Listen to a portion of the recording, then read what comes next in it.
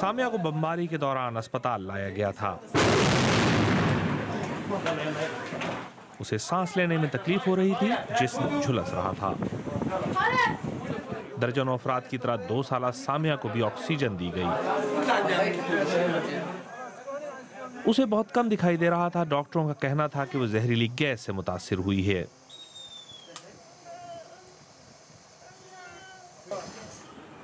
अब वो घर वापस आ गई है और उसकी हालत बेहतर है।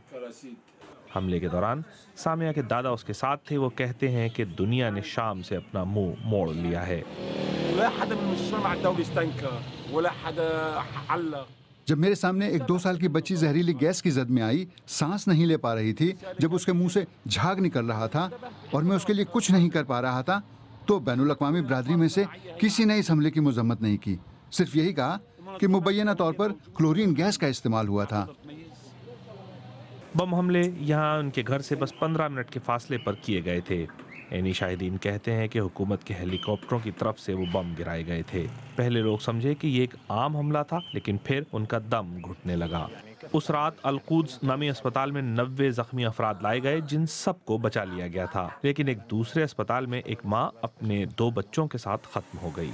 बागियों के जेर कब्जा इस महल्ले में लोग जहरीली गैस की आलूदगी खत्म कर रहे हैं, लेकिन उन्होंने शैलों से नमूने हासिल किए हैं। अक़वाम मुत्तहिदा ने भी अपनी तहकीकात शुरू कर दी हैं।